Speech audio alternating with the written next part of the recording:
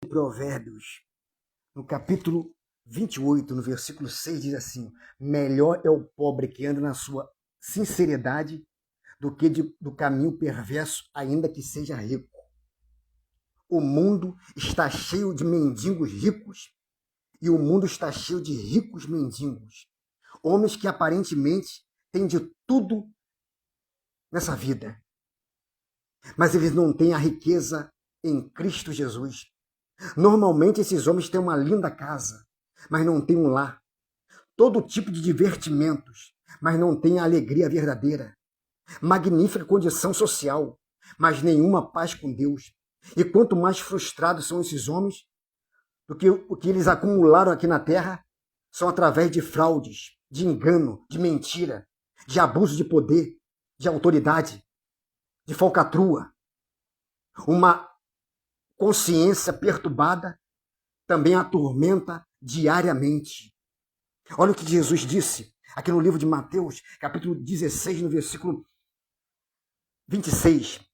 Porque o que aproveita o homem ganhar o mundo inteiro e perder a sua alma? Ou o que dará o homem em recompensa da sua alma?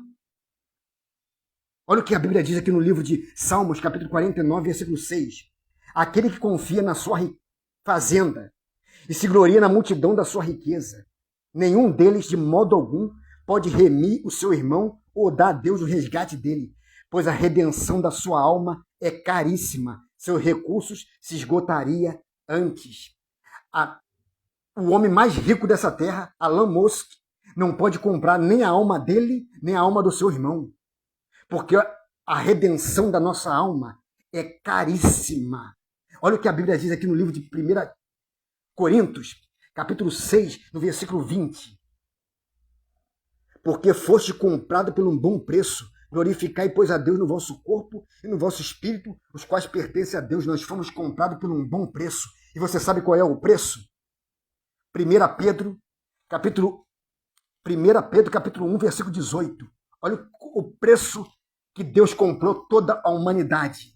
1 Pedro, capítulo 1, versículo 18. Diz assim, ó: sabendo que não foi com coisa corruptível, como prata ou ouro, que foste resgatado da vossa vã maneira de viver, que por tradição recebeis dos vossos pais, mas com o precioso sangue de Jesus Cristo, como um cordeiro imaculado, incontaminado. Olha o que a Bíblia diz em Apocalipse, capítulo 5, versículo 9.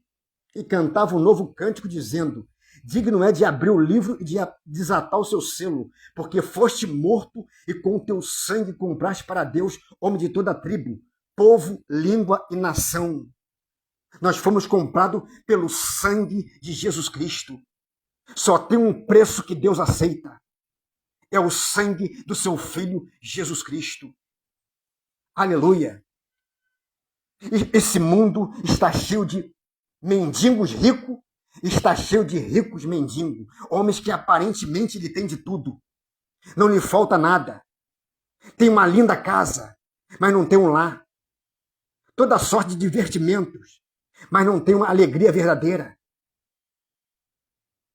Uma condição magnífica social, mas não tem paz com Deus. E mais frustrado ainda são esses homens se o que eles acumularam aqui na terra são de fraudes, de engano, de falcatrua.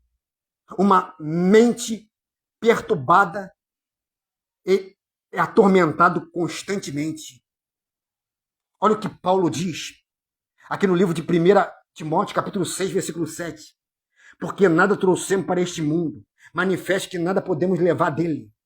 Tendo, porém, sustento que quando nos cobrimos, estejamos com isso contentes. Mas o que querem ser rico cai em tentações e laços, e muita concupiscência louca e nociva, que submerge o homem na perdição e ruína. Porque o amor do dinheiro é a raiz de toda espécie de males. Nessa cobiça, alguns se desviaram na fé, se transpassaram a si mesmo com muitas dores. Mas olha o conselho que o apóstolo Paulo deu para o seu filho na fé, Timóteo. Mas tu, ó homem de Deus, foge dessas coisas, segue a justiça, o amor, a fé, a paciência e a mansidão. Nada trouxemos para este mundo. Sabe qual é a diferença do pobre e do rico quando ele morre? O rico, quando morre, não leva nada. E o pobre, quando ele morre, ele não deixa nada.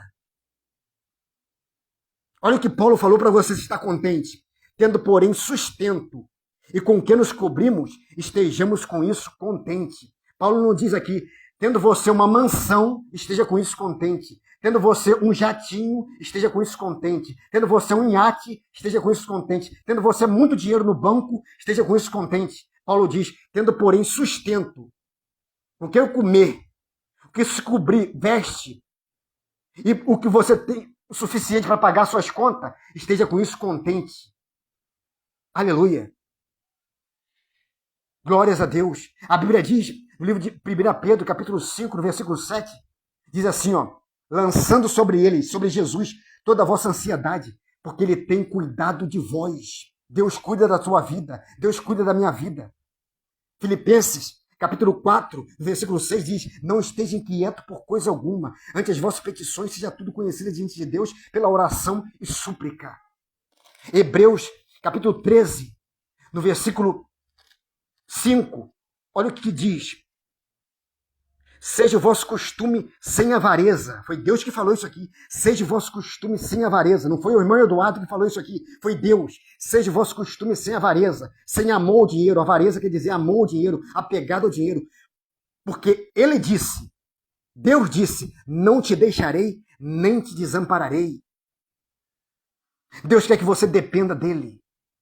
Como aquele povo que Deus arrancou das garras de Faraó do Egito, da escravidão, e Deus ia levar ele para Canaã, eles para Canaã, e Deus sustentava ele diariamente, todos os dias caía maná. Quando eles guardavam para o outro dia, estragava. Isso significa de dependência de Deus. Quando Jesus estava aqui na terra, os discípulos pediram para ensinar a orar, e Jesus ensinou. Olha a oração que Jesus ensinou. Portanto, vos orai assim, Pai nosso que está no céu, santificado seja o teu nome, venha o teu reino, seja feita a tua vontade, tanto na terra como é feita no céu. O pão nosso de cada dia nos dai hoje. Não é o pão nosso de cada semana, não é o pão nosso de cada mês, não é o pão nosso de cada ano, é o pão nosso de cada dia nos dai hoje. Isso aqui significa dependência de Deus. Deus cuida de você diariamente. Deus quer que você tenha essa fé nele, que ele cuida de você diariamente. Aleluia. Deus não quer que você fique preocupado, desesperado com coisa alguma. Olha o que Jesus falou aqui no livro de Mateus, capítulo 6, no versículo 25. Por isso vos digo, não andei cuidadoso quanto à vossa vida, pelo que haveis de comer, ou pelo que haveis de beber, nem quanto ao vosso corpo, pelo que haveis de vestir. Não é a vida mais do que o mantimento, e o corpo mais do que as vestes? A vida é mais importante do que o alimento, e o corpo é mais importante do que as vestes. Tem pessoas que ela pode vestir a roupa que ela quiser de marca, mas agora ela está com o uniforme do hospital, que ela está com câncer. Tem pessoa que ela pode comer a comida mais gostosa que ela, todo dia, que ela quiser, mas ela está comendo a comida do hospital. Nem a comida do hospital, às vezes ela está comendo. Ela está tomando soro, que ela não pode engolir. Ela está com câncer na garganta. Aleluia. A preocupação é igual a cadeira de balanço. Ela te balança, mas não te leva a lugar nenhum. Assim é a preocupação. Não te ajuda em nada. Por isso que Jesus falou, não se preocupe com nada. A Bíblia diz que até o cabelo da minha cabeça, o fio de cabelo da minha cabeça está todo contado. Mateus capítulo 10, versículo 30. A Bíblia diz no Salmos capítulo 147, no versículo 4, diz que Deus conta o número das estrelas, chamando todas pelo nome. Deus não só sabe quantas estrelas tem no céu, mas ele conhece o nome de cada uma. Eu só sei de duas, estrela d'alva e estrela cadente. Deus sabe o nome das estrelas todas que há no céu. Aleluia. Então, entrega o teu caminho ao Senhor, confia nele e o mais ele fará. Em nome de Jesus, amém.